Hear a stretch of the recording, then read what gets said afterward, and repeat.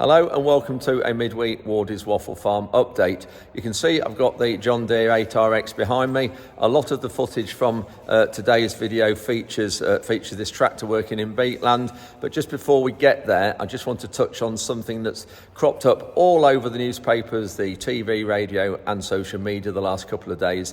And that's Mr. Jacob Rees-Mogg, or as some people are calling him now, Mr. Jacob Rees-Knob. And that's because of the comments he made about the NFU and about farming in the last couple of days, and said the NFU is a protectionist organisation.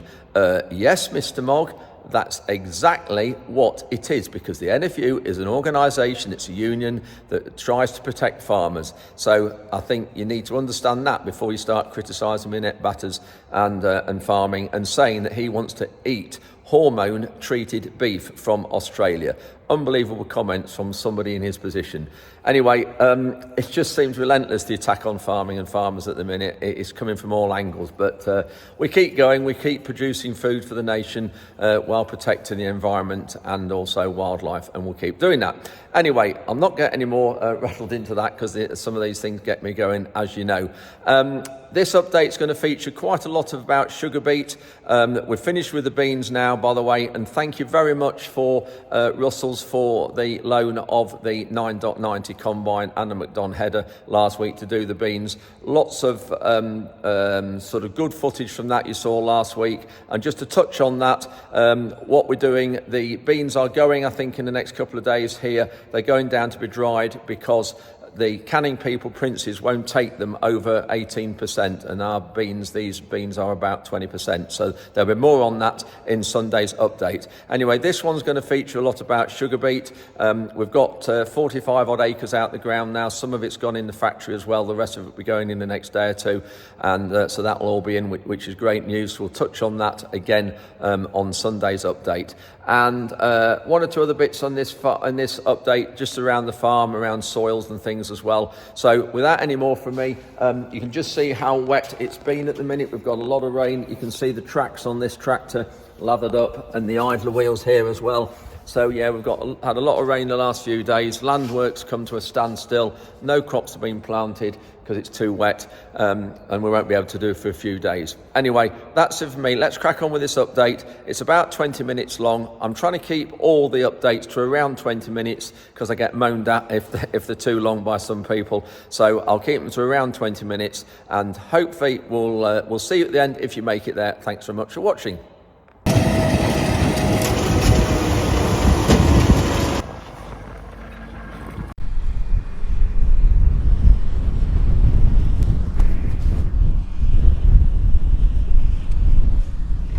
So we've got the first heap there, and you can see the lighter coloured beet on the left is what we lifted just before rain, and so the rain's washed the soil off. There's the new cleaner loader from the contractors we used to haul it in, so we'll look at that running in a bit. And then this is the other part of the field. So this is the sugar beet, not too bad size, should be bigger than that. You see the size of my hand, but it wasn't planted well May the 5th. Decent sized one there. It wasn't planted till May the 5th and harvested early, so we're bound to lose some weight. Sugars aren't very brilliant, and this is my other concern. That is a foreign one. You get those red ones incoming sometimes, and soil on the edge of this beet. Let's look at that there. All sugar beet have like a crease down it, you can see there, and that's where the soil sticks. And a little bit of loose soil, you can see there's a clod there, but this will go through that cleaner. We'll look at it, as I say, in a bit, but hopefully it'll get a good lot of this out. But this is the problem when you've got soil like this, and that we'll get penalised for that, having that soil. Some more there, so we need to just try and get as least of that in the factory as possible. You can see the size of the beet alongside here. There's the sugar beet sticking out the ground. Looks quite good, really, considering it's late planted. You can see odd ones that the machine leaves. It's a balancing act again with getting the soil out the harvester and not getting soil in the tank.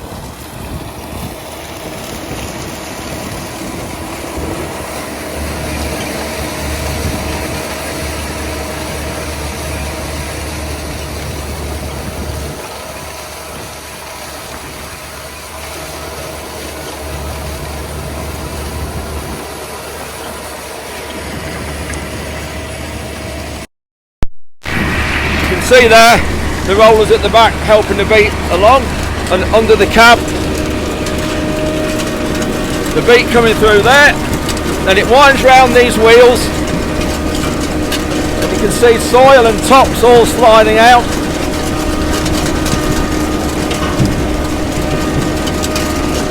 Goes round and round, back in there,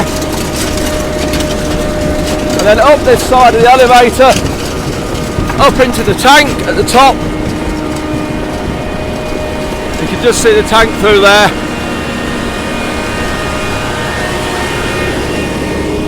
You can see there the machine crabbing, which is really good for minimising ground compaction.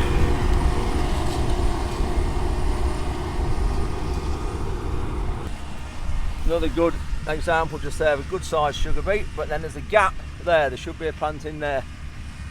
This is we had a Vardostat Tempo drill this sugar beet, so you've got two there close together, which really are too close together.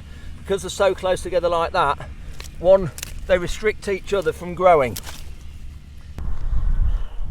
So this is the field, 45-acre field. We'll just nip and have a look at that loading shovel bucket, so you can see that before they start using it.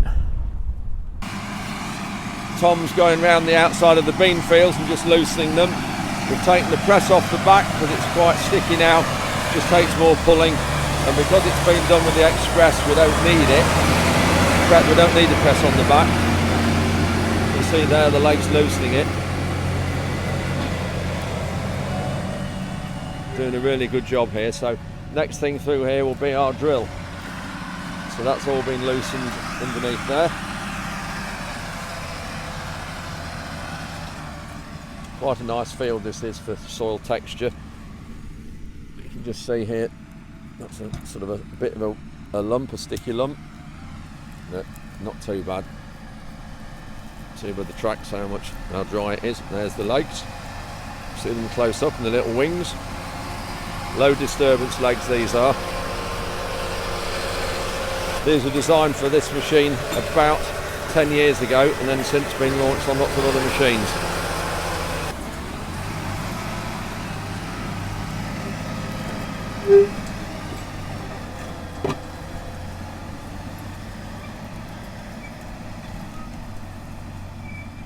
Is how good the GPS is, because Tom started on the inside and he's working to the outside and there's bang on level with the grass margin.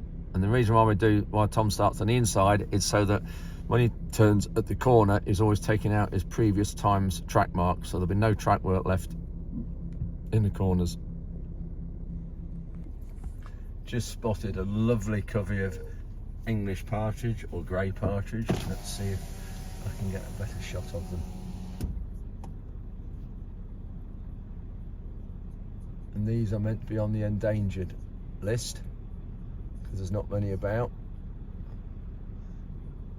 Look at that, just beautiful to see on the stubbles, pecking insects and food. Shows we're doing something right because we're getting more and more of these.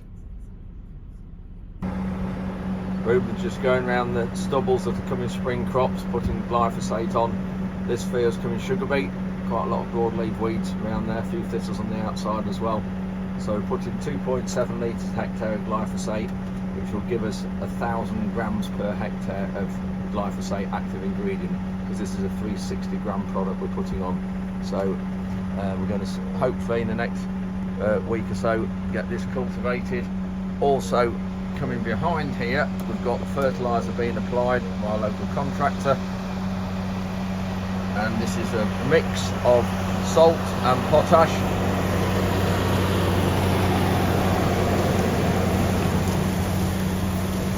So this is the mixture we're putting on, roughly 160 kilograms a hectare of potash and 200 kilograms a hectare of sodium or salt, and quite a lot of potash, but that will also do next year's crop as well. And when you're looking at heavy land like we've got here, and sugar beet in particular, the sugar beet will actually use potash, so it will use the salt. It will use the salt instead of the potash for doing a similar sort of thing. A bit complicated how soil physics and the nutrition works, but it's known that's what happens. So that's why we're putting on salt with the with the potash. No room to just go around the outsides. You can just see to the right of the sprayer a bit of a taller green area. That's one of our winter bird food plots that we are going to be having. Sorry, that's all there ready and in our stewardship scheme. So providing habitat and food for the winter for the wildlife. Just down at the bottom there, you can see the beet cleaner. We're actually, and there's the rest of the heap. We're actually moving that heap up this end to this other heap of sugar beet. Dan's very kindly agreed to do it. This is our relations who do the sugar beet, sorry, not the lifting, they do the haulage for us, and we're just moving it because we're not getting any more of this beet away till next week, and we want to get that area where the sugar beet heap is, we want to get that cultivated. It's not brilliant, you'll see in a minute, but we need to get it done before the rain's coming and get the soil opened up a bit because it is really hard and compacted along this headland. So Tom's got in with the solo. It's not going brilliantly. It's surprisingly dry and hard underneath though, because sugar beet does take all the moisture out, so that is something. But we want to try and get this top broke up and get it cultivated and the beet tops mixed in before the rain comes.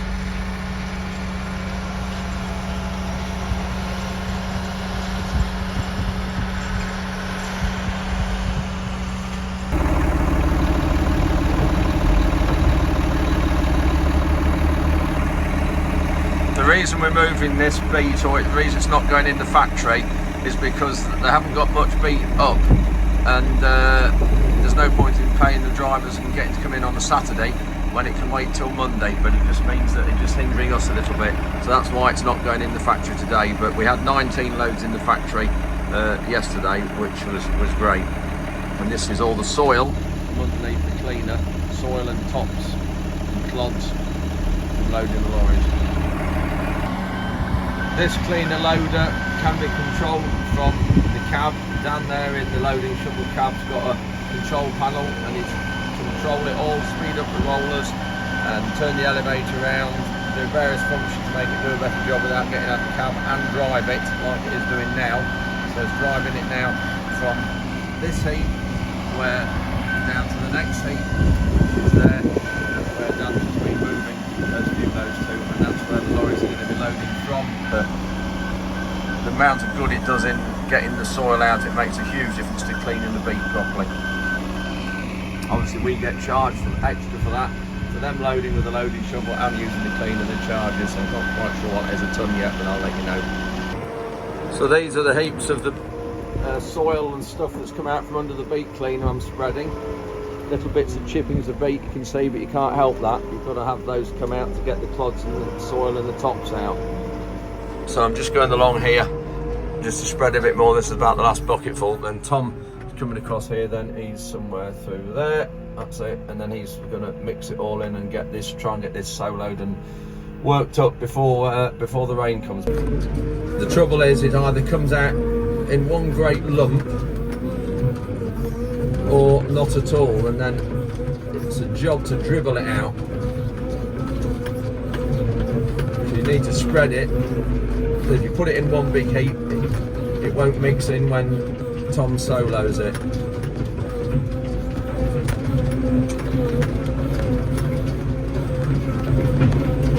That's not too bad, that bucketful. And then there is some left in the bucket. I know there is. I can just tell by the way it's sort of acting on the thing. It's not bouncing about like it should do. And I'll bounce that, but I've got to go and get a spade now from Tom. Let's just have a look at this, because I actually think there is quite a lot stuck in the bucket. Let's have a look. I haven't looked in for half an hour. Yeah, I thought there was. So I've got to go get the spade and dig that out. You can just see what it's like, how wet it is. Fairly sticky soil, it's unbelievably wet. So that's got the bucket dug out. Some there and some there. Tom's busy doing this headland, trying to get it pulled up and going a little bit deeper and deeper and deeper each time. Whether we'll ever get a crop on it, I don't know, I'm not really sure. And then this is what he has done. You can see how rough it is. It's quite heavy soil in this corner of the field just here, but it's surprisingly dry underneath because the sugar beet is taking the moisture out. When you look there, decent sized lumps, but they'll stand a bit of rain. And the beet tops are great because that's full of nutrients. A lot of potash needed to grow sugar beet, and phosphate as well, and that of course transfers into the top, so that's great fertiliser, putting that back into the soil like that.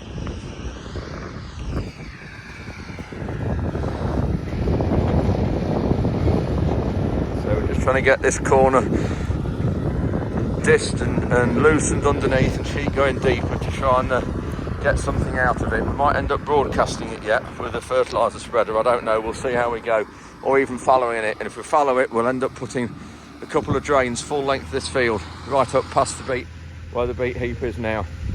Anyway, we'll see how we get on here.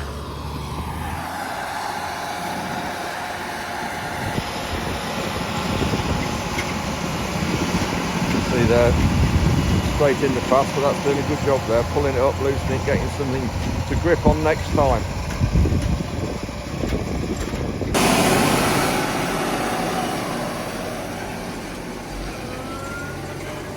We're gripping quite well on the beet tops, but it is a lovely bit of part of the field just here.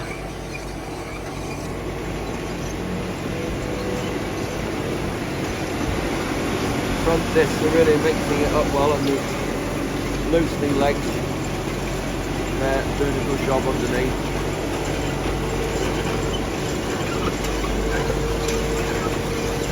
The idea of that DD press roll, as it's called there, is to firm and chop it and leave it firm, ready for that next set of discs, chopped again and go a bit deeper. And we've just got the press behind just to do a bit to it, level it out and just leave it, not so much to do for next time, but still going to need quite a lot of work back there before we can plant any wheat on there, which is next coming in this field.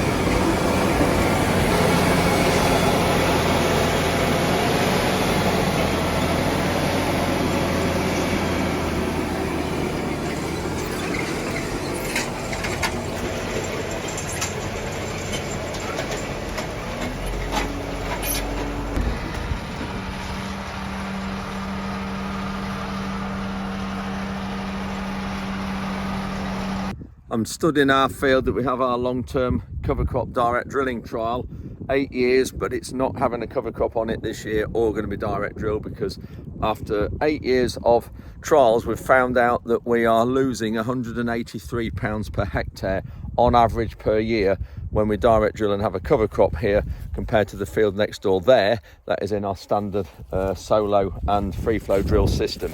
So and that includes, if you take into account all the cultivations, cover crop seed here, everything, that's the difference in yield. So just looking in here what we're doing now, I'll just show you in a bit more detail. We've got two different machines have been in this field. Regular viewers will remember Philip Wright was here 2 or 3 weeks ago looking at our cultivations and just generally having a chat with us about what we're doing. This is an area we came in with the solo, and we thought at the time it was too rough, so we only did 2 or 3 rounds, this little area here, this darker area here. But when you look at it, I wish we'd carried on there, because look how this is weathering and just crumbling apart. Look at this, with the rain and the dry. It just stands the weather so much better after the solo, and they're just all crumbling. Time you get the free flow drill in here, that will actually go quite well. These oats, these are volunteer oats. You can see that one actually has been stripped there down the middle, that split down the middle, that slugs have done that. Actually quite a few slugs in here, they've chewed the top. See if I can point it out to you. Chewed the top of those off there, and sort of general shredding of the leaves is a sign of slugs. And this has all had some glyphosate, so this will be going off soon. So yeah, this is what we've done with the solo and the press. And then here is what we've done with the Elita and the Unipress. So low disturbance subsoiler legs with the Unipress and the tines. A little bit firmer, definitely wetter. When you look at this here, definitely a lot wetter underneath there. So yeah, I wish we'd done more of that with the solo at the time. So this is this field's probably 50% clay, 35% silt. So the two combined make life a bit tricky when you're looking at cultivations and drilling. But I just love the way this land just weathers. And look at that, how it all crumbles and falls apart. Just going down the farm track to fetch Tom, and this just shows how wet our fields are at the minute. You can just see the sprayer wheelings there. Ruben's just put some glyphosate on this field's coming sugar beet, and yeah, you can just see how wet our fields are at the moment. This field still needs cultivating for sugar beet next year, doing with the solo hopefully, but still in good shape at the minute the field is, but I don't want to make a mess, so we've just got to be patient with this before we do it. So that's it for another midweek Wardy's Waffle. Hope you've enjoyed it. Thanks very much for watching. I'm now going to get my case packed ready for an early start tomorrow. I've got NFU meeting in Stoneleigh, and then tomorrow evening heading down to London from Coventry to the Farmers Weekly Awards. I've had an invite there, so that'll be great to catch up with a lot of people. So Sunday's update will be about sugar beet loading. We'll try and go through some of the sugar beet returns, some of the results we've had from the loads that's already gone in the factory, and there'll be some more going in the next day or so. So thanks for watching, and we'll see you on Sunday.